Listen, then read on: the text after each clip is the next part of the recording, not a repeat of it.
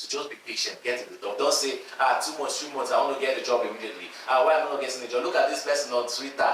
They have job, they did this stuff in 3 weeks. They are already with their job.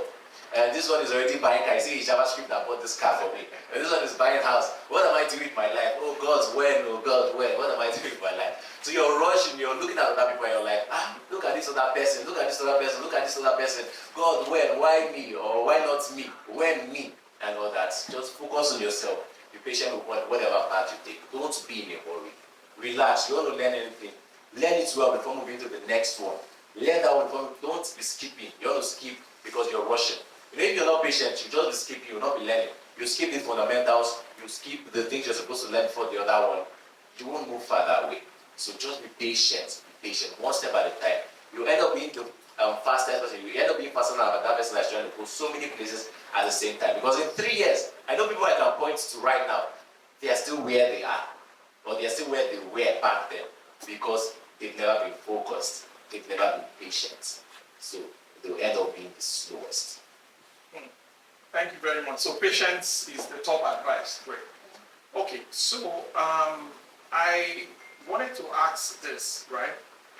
So when you're trying to learn something, one thing I learned very early in tech is that there is no end point to learning. There's no time when you say, I have learned everything JavaScript. Do you understand? Yeah. But for people that are just starting, it's also quite difficult to be able to know when it's enough. Do you get it? When it's enough to move on. Do you get the point? So you see someone that has been learning this for say like a month, and it's still like, I don't know any. Do you understand? Yeah. What's your advice for somebody that is trying to learn progressively, for you to know when to move on to the next step, yeah, and not just be stuck and be like, until I know this thing 100%, I'm not moving on. You know, that kind of thing. What's your advice? So when you're learning, the goal is to build. You're not learning because you want to learn. I'm just learning. What do you know? I know JavaScript, I know CSS, I know Java, I know Python. Okay. What have you built with it? I know all these things anyway. The goal is you're not learning because you want to learn. You just love learning. You're just a learner. I'm a learner. What I want to do, I learn for a living. I learn for a living. So the goal is to build. How do you know you're ready? Is when you can build whatever it is you've learned. That's it. You're learning JavaScript, you need to move to React. Can you build something with JavaScript right now? Can you build a project with JavaScript? If you can build, then you move on. There are so many things I've still learning JavaScript up to now, or React, or anything I've learned in the past. And I'll still be learning new things. But the important thing is that you learn the basics, learn the fundamentals, and then learn enough to build with that thing. You're not going to know everything about it. You will learn more as you move on. But don't skip the basics. Make sure you don't skip the basics. Make sure you don't skip the fundamentals. Then make sure you're able to build something with it. You're able to build a project with HTML or with CSS or with JavaScript or with Python or whatever it is you learn. Be able to build something tangible with it. And when you want to build, don't just go to YouTube and be looking for a tutorial that you just clone. This one did the tutorial. You just go and you do copy and paste. They say, what did you build now? You show them your project. Say, yeah, but it is the same thing that this guy did on YouTube. It's not good that way. So you want to build, you should learn until you're able to build. And it's not wrong to build after YouTube. But what do you do after that? You build from a YouTube tutorial or an article you read online. But what's the next step you take after that? If you can sit down and start building, that's what. So the most important thing is that you can build with it. So you think about what you can build with whatever it is you learn. What project can I build? Just think. Let it be something from your head. It shouldn't be a clone. It shouldn't be something you get from YouTube. Once again, it's not wrong to do clones. It's not wrong to get things from YouTube. But after that, what's next? How do you know you're ready to move forward? Can you sit down and think that, this is the project I want to build, that I can use this language I've learned to build? And then you start writing it down, break it down into different parts, and create a project structure for it. Like, okay, this is what I need to do, this is what I need to do, and then you start doing it on your own. That's how you know you're ready for the next step. So it doesn't have to be something complicated, but something that you can use, something you can give to this guy and say, use this my project. That's it. Amazing. Okay, so do we have questions? Do we have people who have questions you want to ask? You have a question? Okay, great. So let's start.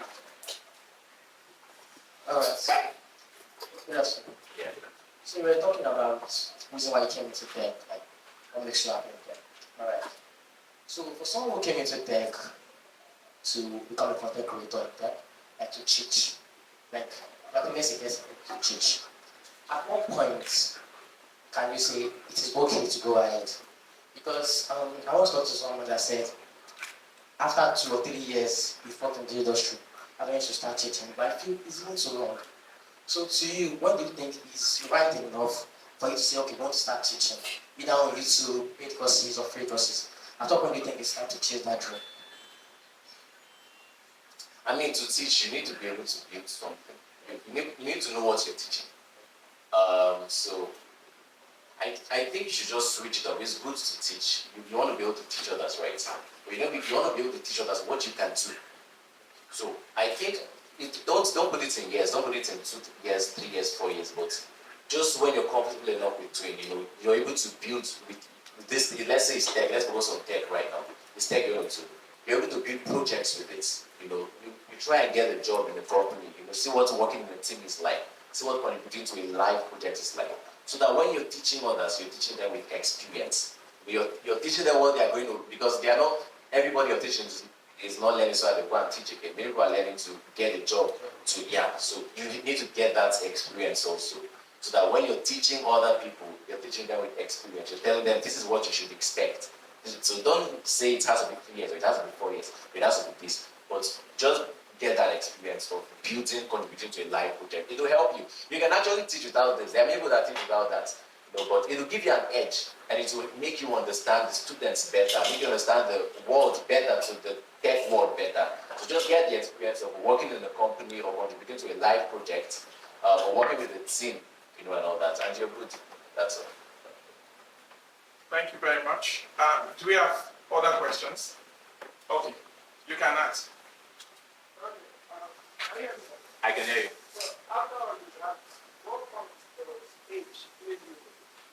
Okay, you got that. Yeah, so age, not much. I mean, it might be there. If we are being sincere, some companies might look at someone and say you're too young to join us. Some companies might look at someone and say you're too old to join us. But it's just a few. From what I've seen, it's just like, it's very few. Don't worry about all those things. You might think that one thing is a disadvantage, but you have 10,000 other disadvantages. People might look at you and say, I don't like your face, I'm not going to hire you. They'll look at you and say, this kind of name, say, oh, this person is Yoruba, this person is Igbo. There are million disadvantages. Don't focus on one. Just do your stuff. It's skill. Age hardly plays any role from what I've seen. The same role age will play, the same role your tribe can play, or your name can play, or your looks, or your gender can play. Some people can say it's only women who want in a company, there are too much men, and then they will not hire you even though you have the skills. So it's just there. There are stupid companies, and then there are good companies. So you're going to apply to many companies. You're going to get a lot of rejections for different reasons. That's just the way it is. But as long as you have the skills, as long as you can build, you're fine. You get the right role, no matter the disadvantage, no matter the demographic, no matter whether it's age, gender, name, location, even location is there, nationality and all that stuff, no matter what it is. As long as you can build, no matter the number of rejections you get the right role as long as you have the skills that you can build. So that's it. So don't just focus on one disadvantage or advantage or one thing that you're not, one group that you don't fit in and all that. Just get the skills and you're good. Amazing. Thank you very much for that. Okay. Good afternoon. Yeah, good afternoon. So my question, actually there are two questions together, and they're going to come from a narrative. So from your experience, you started from 2013, and I feel like before now, or rather by then, as compared to now, there are more frameworks of various languages that were not available then, that are available now, right? And as beginners, we have vast amount of frameworks that some of us are really tempted to learn, go into, and all that. So the first question is, most times you are advised to when you hit a roadblock, right? You just go take a rest, just relax. Some of us at this point, right, we feel like for the past 1 week we haven't even been able to do anything because we've been feeling all exhausted and stuff, just want to rest, not look at the code and all that. At the same time, you have this feeling of guilt, right? You get to feel like you're tired, you want to relax and all that, but I should be doing this by now, I should be doing this and all that. So the first question is, how do you overcome that, right? And secondly, at what point did you start having a life? Because I feel like when I say life, I mean life out of tech. Because I feel like right now, from all of my mind, because the fact that I get to just relax one day and feel guilty for not doing what I'm supposed to be doing, that is the rest of my life is going to be like that. So at some point, at what point do you start having a life where you feel like, okay, I'm okay, I gotta go out, I gotta do it, and not feel guilty about anything? Thank you. Yeah, that's an interesting question. So, the thing is, are you resting where you're not supposed to rest in the first place? That can be a source of guilt also, which might be a reasonable guilt. If you're resting where you're not supposed to rest, you're supposed to be doing something, you're supposed to be working, or you have a deadline to meet and you're resting, you might feel guilty, which is understandable. But if you're resting when you're supposed to rest and you feel guilt, it's because of pressure. Once again, it might take you back to the first thing I said, my advice, which is patience, which is you're probably in a hurry, you're probably rushing. You're like, you want to get everything done right now. Maybe you go on social media, you see other people, they're blowing up, they are living the life, they're enjoying themselves, going on vacations, and you're like, I want to get there right now, right now, right now, right now. There's no need to rush, there's no need to be in a hurry. Even in terms of frameworks, like there's so many frameworks right now. Forget about all those things. Get the main skill. The skill you should be getting is the skill of problem solving and the skill of building. That's what you should be getting. And you should be able to learn, know how to learn. Like, these are the three most important skills: the skill of learning, the skill of problem solving, the skill of building. You just get this, you're fine, you're good to go. If it's in the web development world, for example, and you learn React, a new framework will come out that will call itself, let's say there's Svelte now. You already understand React, you already understand how components work in front end. You already understand things like Svelte is another front end framework. But then they're still using functions. They're still using JavaScript functions. You still see JavaScript variables or any of other. I don't know what you have gotten to yet. Have you done JavaScript yet? Yeah. Okay. I don't want to be too far off. So yes, whatever thing you do, at the end of the day, the fundamentals are always going to be there. The basics are always going to be there. JavaScript, functions, conditioning, looping, storage, you have variables, objects, and all that. It's still there. So focus on getting the main thing. You're going to learn a framework. Forget about the noise. There's a new one, Banana.js. You have rushed there. Pineapple.js. You're there. But what is this one? Oh, Apple.js. You're there. Focus on one. Get good at it. If you need to learn the next one, it will be very easy. Much more easier than when you started out in the first place. So you see this happen. Now you've learned JavaScript. If you decide to pick another language like Python, it will be easy. It won't be as difficult as JavaScript was because you've learned programming already. The important thing is you've learned the skill of programming. So it will be easy to learn the different things. So that's why you should not rush. Don't feel pressured when you see people releasing frameworks every day or people making money or people to just do your own. Focus on yourself. It's yourself you should be looking at. Focus on yourself. Forget about the pressure from others. Look at the future. Always look like 10 steps ahead, 1 year ahead, 5 years ahead. That's what you should be looking at. So leave the pressure, leave the framework pressure or the people pressure or the life, having the life pressure. You have the life. The important thing is that right now, what you're here to do right now is to learn. You get good at what you want to get good at. You'll be fine. There's don't be thinking of life in 6 months or life in terms of 1 year. Because there's enough time. However it is you've lived right now, I can look at people and I can make a safe assumption that at least you live this number of years you've lived right now the second time. So you have to imagine, can you remember when you were 1 year old or 2 years old or 5 years old? It feels like a long time ago. When you're going to live that length of years again, from when you are born to now the second time. Yeah, so many of us even 2 times again or 3 times. So there's enough time. Just chill. There's enough time. The people that you see that might be too, look, there are people that become that you might have been thinking they were rich before. Let's say someone like Bill Gates. When Bill Gates was a millionaire, I don't know where Elon Musk was, whether he was even holding thousands then. Right now, it's richer than Bill Gates. Sometimes the amount of time it takes you to overtake someone, you might think, I don't have any money. Certain people are making money right now. They are building houses. I don't even have any house.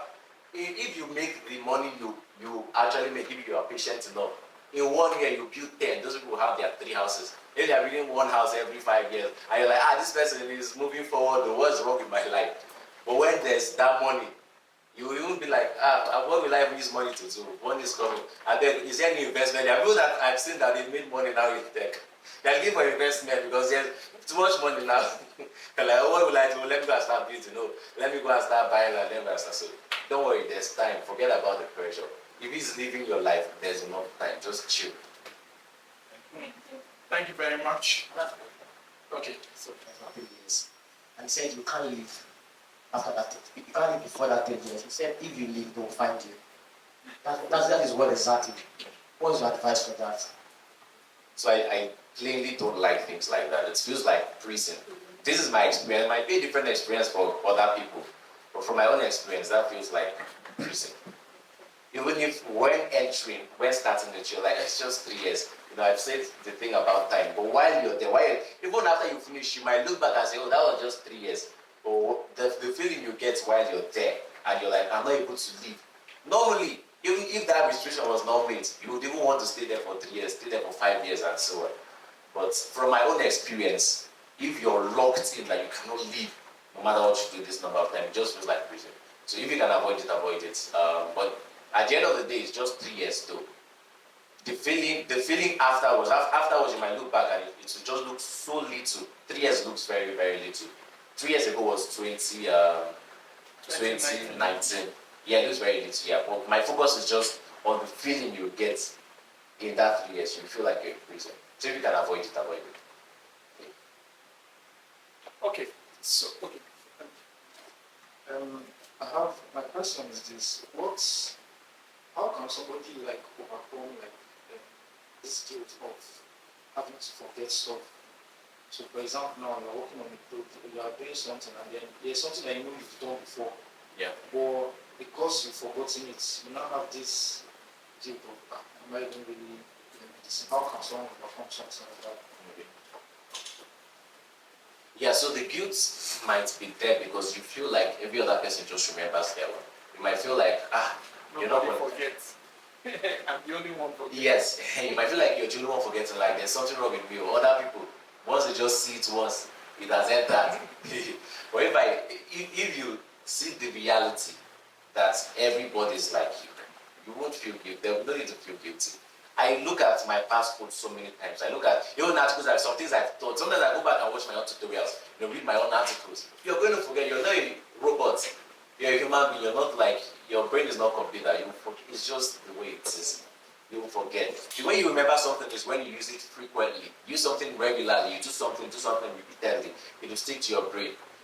But even after it sticks to your brain, if you leave that thing for like a year or 2 years or a long while, you still forget it again. Why? Because you're a human being. You're a human being with memory issues. You all have memory issues. You forget the things we are doing when you're 2 years old, when you're 5 years old.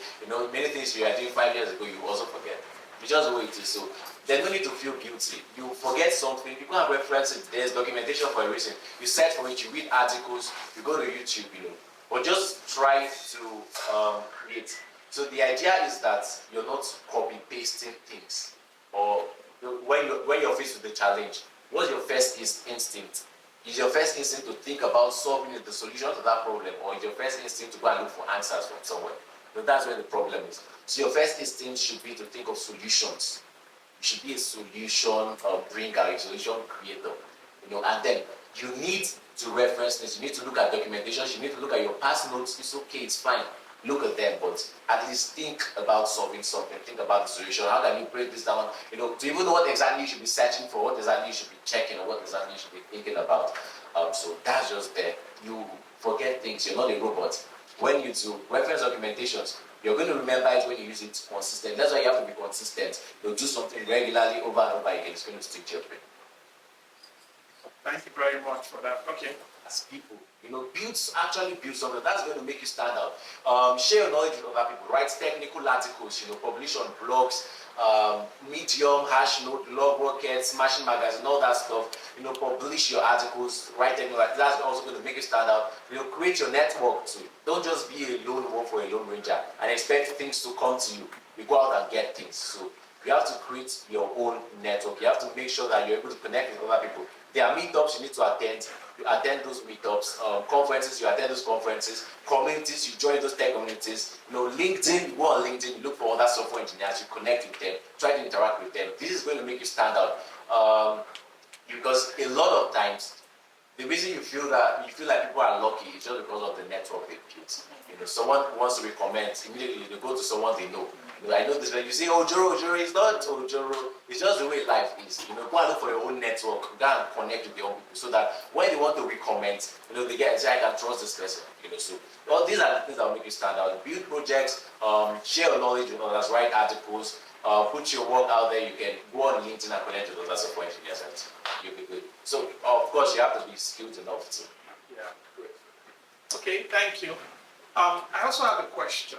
So there is something that people that learn, especially people who don't have a direct background in tech, always reference, and that's imposter syndrome, right? At some point, you just feel like you shouldn't, you know, you are not who, you shouldn't, you know, you feel like you're not enough, or you shouldn't be doing this, or things like that. What's your advice for dealing with this? Do you understand? Like, back then when I started coding, it was even very real, because when I go to places and I see people that have computer science degree, in fact, one guy was telling somebody else about what I do, and I was denying it. I was like, me? No, me, I don't know. Because I was just quite, do you get the point? So how, and a lot of people have that kind of, you know, I knew you 6 months ago. You don't even know how to use the computer that well. But you are coming back 6 months after, and you are telling me you are a back-end developer, like you. Do you get the point?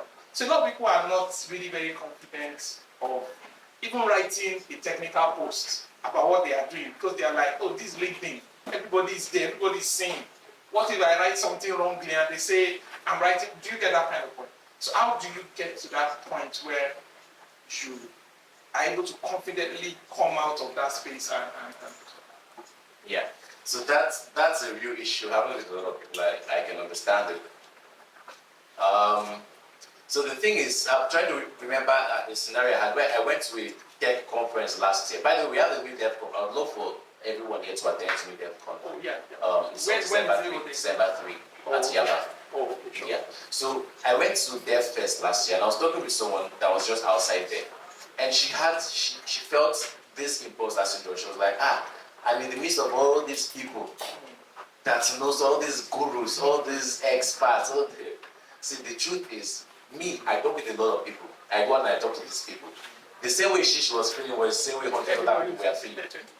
So you now, you might feel like a new poster here, like, I want to be as good as all these other people in this side. Then they'll be feeling that way, they'll be looking at you and be like, I want to be as good as this guy.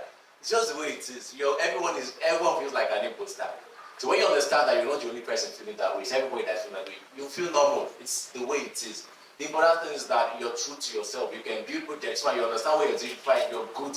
Forget about titles or degrees or any other thing that any other person has. This one say, I'm working at Microsoft, I'm working at Google, I'm doing this, I'm doing that. It doesn't matter. What can you do on your own? That's what's important. Don't go to a tech conference and you're like, all these people, they know something me I do.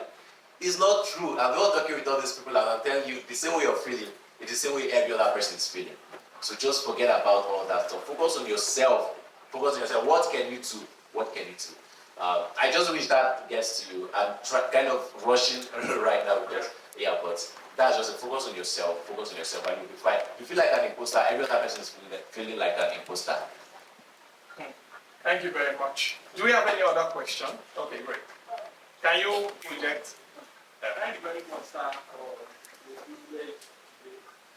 There's one of your quotes that used to bring in my that share with some of my guys because some have been, some didn't agree with it. Like, he said, learn JavaScript and you never go on. Like, what does that mean? Like, some of us will that told you to learn JavaScript and understand it very well, you can get a job. Like, some people say, without any framework, you can't get a job. So I just want to explain on that. I mean, frameworks are JavaScript anyway. You learn React, it's still JavaScript. You learn Angular, it's still JavaScript. You learn Vue, it's still JavaScript. The main thing there is JavaScript. The focus there is on getting a skill. You get the tangible skill like programming, like JavaScript, you'll never go hungry. So people that argue about that are just maybe people that are lazy. You feel like, oh, once you learn JavaScript, you just sit down and cross your leg and food will start coming. Or money will just start entering your account. No. So you learn it, you get the skill, you learn it, you get the skill.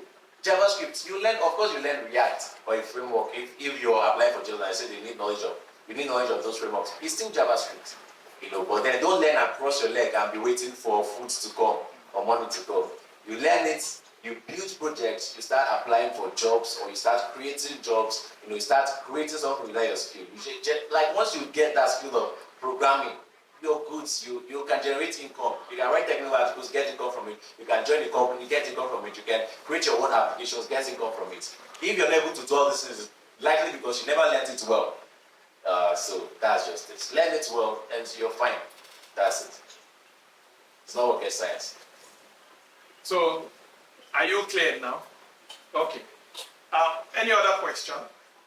I have a question. Any other question? Okay, so there is a huge problem that we have been trying to see how we can solve at Skillup Africa. And I think that a lot of people need to begin to look in that direction. And I was sharing something recently after Twitter fired 50% of their workforce. That's a lot of, I've read between yesterday and now more than 50 posts by very senior guys who have been laid off from Twitter and thereabout. And not only them, a lot of other companies, due to the global recession now, are having to fire a lot of people and thereabout. What it means is that the competition becomes tougher, even for those at the top. Do you understand? Because we have a lot of people in the pool.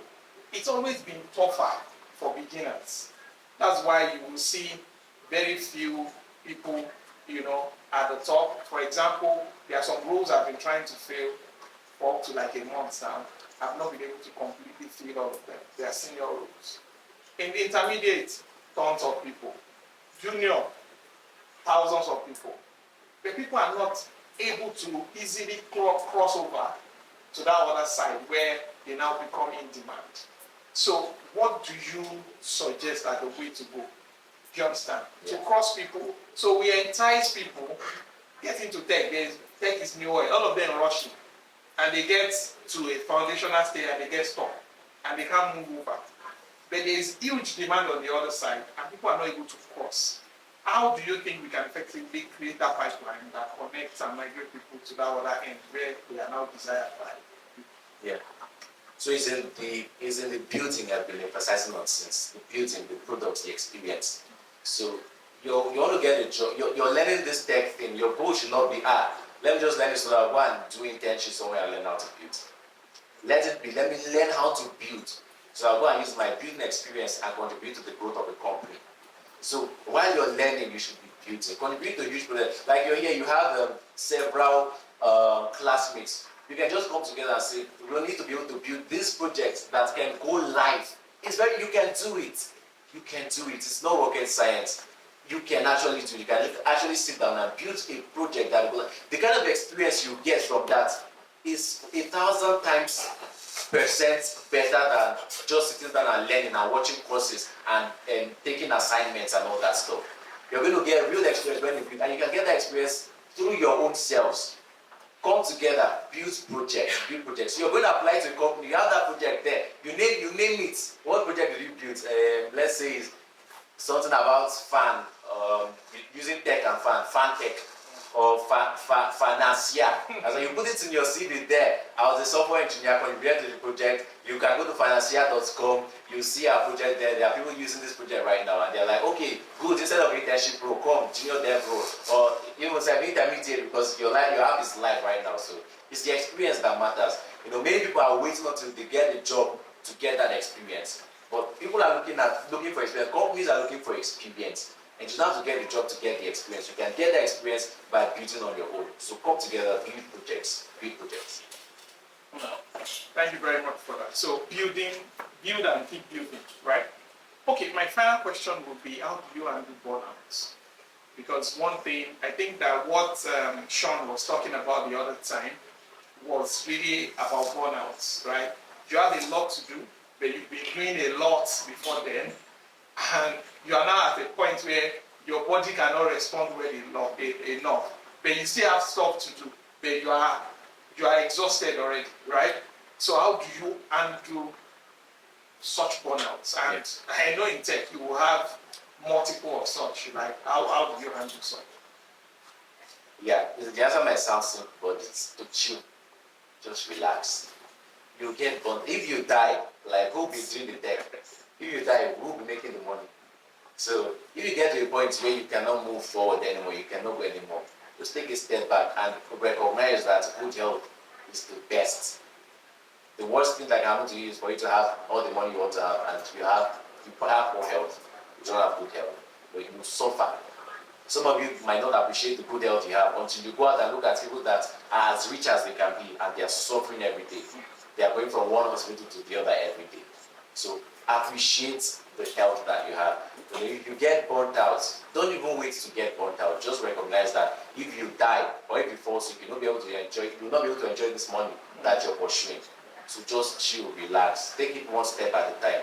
Just rest for a while. You might feel at that point, I know what you feel like. You might feel like there's no future anymore. Like you will not even be able to do this again. You might feel like you can't even pick it up again. But just give yourself time. Time is the ultimate medicine for things like this and the ultimate test. Just give yourself time. Just rest for a while. You come back pumped. And when you do something, don't just overwork yourself every time. Of course, you have to be hardworking. Don't be lazy. Be hardworking. But when you see that you're overworking your body is not keeping up with what you're putting it through, take a step back and rest. Nothing will happen. The world will not fall turn upside down. Nobody will die. Just chill, relax. That's the point. Relax. Appreciate good health and you'll be fine. So you have burnout, it's fine, just chill. There's enough time, there'll be enough time to come back and continue. Just relax for a while. Thank you very much for that wonderful advice. I want to believe there's no other question, right? Sean has question. I want to believe there's no other question, please. Sean has question. Why are you talking on this here? Actually, I have one. Okay. It's okay. So, Okay. you said build, right? Build. Don't copy code, right? I think that's the term we use. But why should you have to build if somebody already built that for you? What stops you? Is it wrong to actually embed someone else's code into yours if it's already been set? Or do you have to stress yourself with that? No, that's not the point I was making. So, like even if you want to build right now with JavaScript, so why are you using JavaScript? Why not go and use C or assembly and all that stuff? So whatever you're building right now is actually on top of something that has been built already. So the important thing is that you're building, you can integrate APIs, other tools, third-party tools into your product, because you have your own fresh product from all these different things that you put together. Not code alone. Yeah, so that's it. So don't copy code means don't just go and go to the internet, copy code and say, this is now my own code. You just copy, paste, and you don't even understand what you're copying. You won't go far that way. So think about projects you want to build. It's okay to reference, to use NPM packages or APIs, third-party tools and all that stuff. It's okay to use it. Sometimes too, don't just, your first intention should not be, let me go and use an API for it, let me go and use a third-party tool for this. Also think sometimes, will I be able to solve this problem that I want to use a whole package for? Can I do this in like 10 lines of code? If you can, is it not better you just do it on your own? But there will be so many other situations, scenarios where you need to use other people's tools, third-party libraries, APIs, use it and put it in your project, your product, give us your own product. That's what's important. So this microphone right now needs a battery to work. The people who created the microphone might not have been able to create the battery. But you see how that works. But you have your own new product, and then you have that battery too that's helping your product to work. You have electricity that's helping your product to work. You have all these other things like the amp and all that stuff that's helping your product to work. So that's just the way life is. And that should be the Thank you very much. Thank you very much. And I would like to say that one of the students should just come give a vote of thanks just to appreciate you for coming, because I think there should be a separate appreciation for coming and times 20, then another one for going. You get what I'm saying in terms of traffic and all, because okay. On behalf of Skillup Africa, and then on behalf of my colleagues and the management of Skillup Africa, I would like to tell you a very big thank you. I'm a front-end developer, and some of my colleagues who are doing the front-end development in Skillup here, we've learned a lot from following your tutorials and all that. And then when we heard you were coming, actually, because what I heard is where you stay is very far from there, and then the Lagos traffic and situation everywhere. So I still did your best by honoring the invitation. So we're very, very, very grateful, and we appreciate that. And then the talk you've given to us, we also appreciate that, because it's not easy for people to come here and talk to beginners like us, and then show us the way and give us their own experience so that we can also learn from there and run with the pattern. So a very big thank you from all of us at Skillup Africa.